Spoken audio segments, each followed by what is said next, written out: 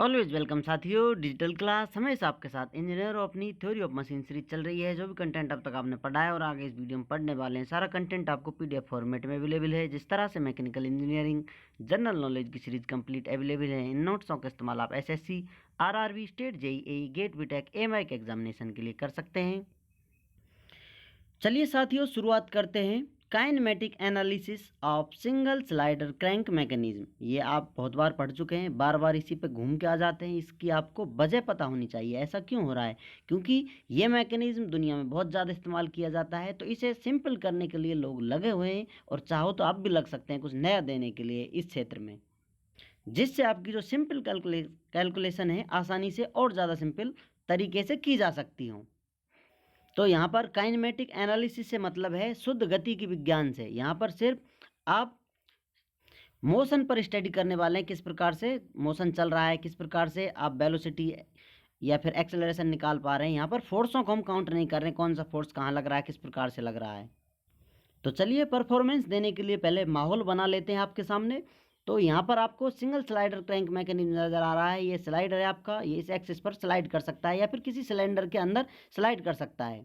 ये आप इस मैकेनिज्म को जानते हैं, इससे आप कंप्रेसर बना सकते हैं, इंजन बना सकते हैं, यही इस्तेमाल होने वाला है। तो ये स्लाइडर लगा हुआ है, कनेक्टिंग रोड, क्रैंक लगी हुई है, ये फिक्स एक्सिस है, इस पर स्लाइडर मोशन कर सकता है। कनेक्टिंग रोड को एल, यहाँ पर इसकी रेडियस आर, एंगुलर स्पीड इसकी है ओमेगा, और जिस क्षण आप स्टडी करने बैठे हैं उस पर यहाँ पर थीटा एंगल बना हुआ है। इधर कनेक्टिंग रोड का एंगल देखा जाए तो बीटा बना हुआ है। अब यदि जो अपना स्लाइडर है या पिस्टन है अंदर की तरफ चला जाता है तो इनर डेड सेंटर, जैसा यदि ऊपर होता तो टॉप डेड सेंटर हम बोलते हैं, तो इधर की तरफ आ जाएगा तो ये सेंटर आउटर डेड सेंटर कहला रहा है। अब जिस क्षण आप स्टडी कर रहे हैं एक्स डिस्टेंस पर, इनर डेड सेंटर से बाहर की तरफ आउटर डेड सेंटर की तरफ आ गया है। इसमें इसका कोई कसूर नहीं है, कसूर देखने वाले का है, आपको पहले देखना होता था। जब आपने देखा तो ये इसी पोजीशन पर आपको नजर आ रहा है। तो अब यहाँ पर L डिवाइडेड बाई R, ये कनेक्टिंग रॉड और जो रेडियस है क्रैंक की, इसका जो रेशियो होता है इसको हम N से शो करते हैं, ये N। और ये हमेशा 1 से बड़ा ही होगा, क्योंकि जो आपकी L है हमेशा बड़ी होती है जो क्रैंक है इससे। तो इसको आप बोलेंगे ऑब्लिक्विटी रेशियो। ये सब सिंपल बातें थी, ये आपको बड़े बड़े कॉन्सेप्टों की छोटी छोटी बातें बता दी गई हैं। अब आते हैं साथियों आगे, इस पोजीशन को ले लेते हैं जो आपको नज़र आ रही है।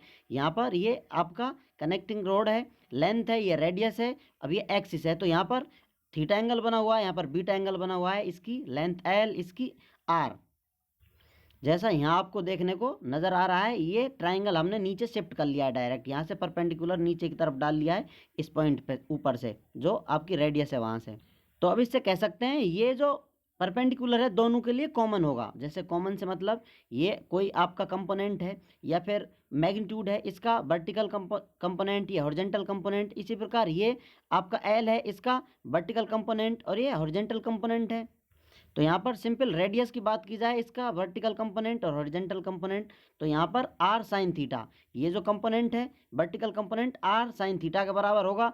अब इस एल के लिए ये एल साइन बीटा के बराबर होगा। यहाँ एंगल थीटा है, यहाँ पर एंगल बीटा है। सॉरी, वीडियो रिकॉर्डिंग प्रॉब्लम हो सकती है, तो इस डायग्राम को देखकर आप कह सकते हैं आर के लिए वर्टिकल कंपोनेंट और एल के लिए वर्टिकल कंपोनेंट सेम होगा। तो इसी को R sine theta is equal to L sine beta लिख लिया गया है।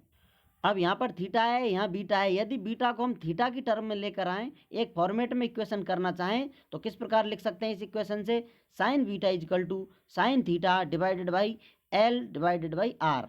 इस प्रकार से आप लिख सकते हैं सिंपल। ये साइन बीटा आपने ले लिया, एल नीचे चला जाएगा। अब इसको आप और नीचे ले जाने के लिए आर को इसके नीचे रख सकते हैं, क्योंकि ये आप रेशियो में चेंज कर देंगे इसको एन में, तो इसलिए ये फॉर्मेट यहाँ पर इस्तेमाल किया जा रहा है। तो फाइनल आप लिख सकते हैं साइन बीटा किसके बराबर होगा, जो आपका साइन बीटा प्राप्त हुआ है sine theta divided by N obliquity ratio, इसके बराबर प्राप्त हो गया है। अब आपने बीटा को थीटा फॉर्मेट में चेंज कर लिया है।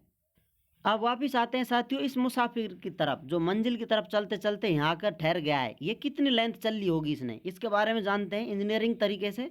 तो यहाँ पर मान लेते हैं टोटल ये लेंथ कितनी है, और इसमें से ये लेंथ निकाल दी जाए तो ये आपको एक्स लेंथ मिल जाएगी।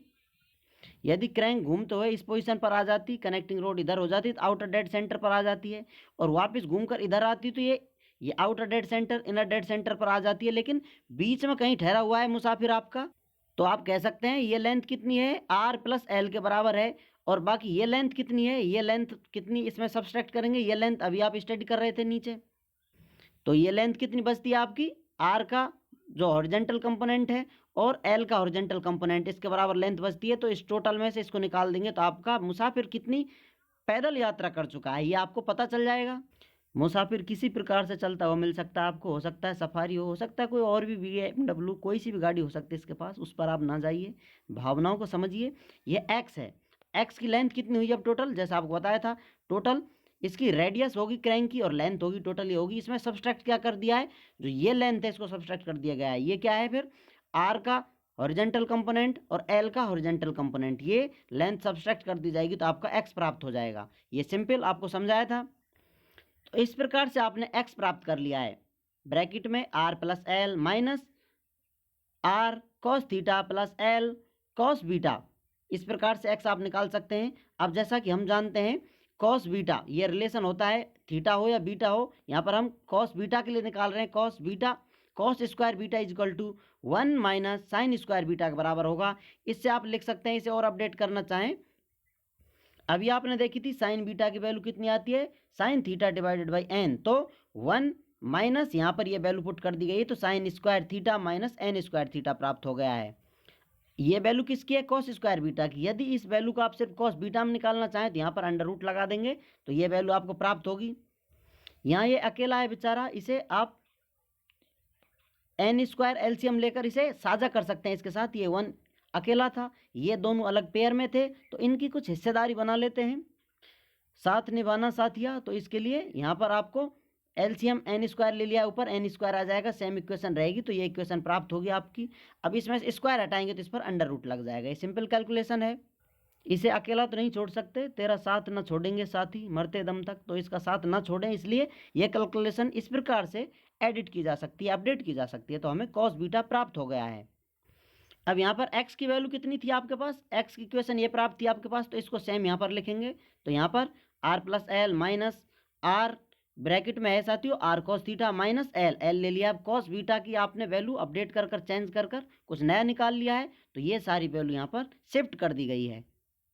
ये कैलकुलेशन बहुत कुछ ज़्यादा नहीं, सिर्फ आंखों का धोखा है, ये सिंपल टर्म इस्तेमाल की जा रही है लगातार।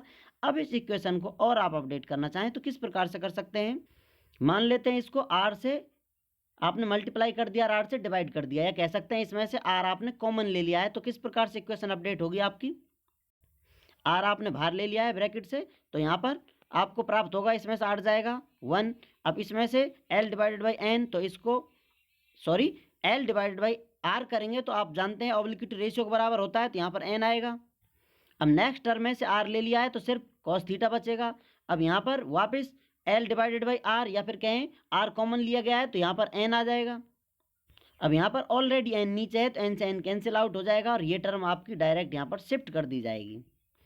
तो इस प्रकार से इसका आप नया रूप देखने को कुछ मेहनत कर कर ला सकते हैं। अब इस इक्वेशन से हम कह सकते हैं थीटा फॉर्मेटिव इक्वेशन प्राप्त हुई है, तो जो x है वो फंक्शन है थीटा का, x is equal to function of theta, और थीटा क्या है, थीटा फंक्शन है टाइम का, क्योंकि आपने क्रैंक किसी पोजीशन पर रोकी है तो कुछ तो टाइम लगा होगा थीटा बनाने में स्टार्ट होने पे, या फिर ये और आगे जाती तो आप ये थीटा एंगल काउंट करते, तो इसमें कुछ टाइम तो लगा होगा इसका रोटेशन कंप्लीट करने में, या फिर एंगल चेंज हो रहा है टाइम के सापेक्ष, तो आप कह सकते हैं थीटा फंक्शन है टाइम का। अब यदि इस कैलकुलेशन का आप डिफ्रेंशिएशन करें तो आप नई टर्म प्राप्त कर सकते हैं, जैसा कि हम जानते हैं dx डिवाइड बाई dt, इसका टाइम के सापेक्ष आप डिफ्रेंशिएशन करें तो आपको वेलोसिटी की इक्वेशन प्राप्त होती है। तो यहाँ पर dt के सापेक्ष आप कहें t के सापेक्ष इसका अवकलन करेंगे, डिफ्रेंशिएशन करेंगे तो आपको वेलोसिटी की इक्वेशन प्राप्त होगी, लेकिन ये इसमें t नहीं है थीटा है, तो आपको फिर से इसकी एक तो x के ये dx आएगा, या सिंपल कहा जाए एक बार आप थीटा के सापेक्ष अवकलन करेंगे फिर थीटा को t के सापेक्ष अवकलन करेंगे। x का डिफरेंशिएशन आप डायरेक्ट t के सापेक्ष यहाँ पर नहीं कर पाएंगे क्योंकि ये फॉर्मेट थीटा में है, आप t में कर रहे हैं, तो पहले आप dx divided by D theta लिखेंगे, उसके बाद d theta divided by dt लिखेंगे, तो इस प्रकार से इसका डिफरेंशिएशन होगा। अब जैसा हम जानते हैं d theta divided by dt क्या होता है, यही तो होता है एंगुलर स्पीड, ओमेगा के बराबर होगी ये टर्म, ये पढ़ते आ रहे हैं हम, angular velocity D theta divided by dt होती है, और ये होती है वेलोसिटी, लीनियर वेलोसिटी। तो इन्हीं टर्मों का इस्तेमाल करते हुए इस x से हम आसानी से वेलोसिटी निकालेंगे। वेलोसिटी का फिर से डिफरेंशिएशन करेंगे तो एक्सेलरेशन प्राप्त हो जाएगा। ये टर्म इसी प्रकार से स्टडी हम करते जाएंगे आगे आने वाली वीडियो में। डिटेल में आपको ये जानकारी मिलती रहेगी। उम्मीद करते हैं विद्वानों वीडियो में दी गई अब तक की जानकारी आपको अच्छे से समझ में आ रही है। अभी भी आपका कोई कन्फ्यूजन है तो आप हमसे कमेंट कर पूछ सकते हैं। साथियों आप चाहें तो कॉन्टैक्ट कर सकते हैं। कॉन्टैक्ट लिंक आपको वीडियो डिस्क्रिप्शन में मिल जाएगा। वीडियो को अंत तक देखने के लिए, चैनल को सपोर्ट करने के लिए आपका दिल की गहराइयों से बहुत बहुत धन्यवाद। मिलते हैं नेक्स्ट वीडियो में। जय हिंद, वंदे मातरम। हंसते रहिए, मुस्कुराते रहिए।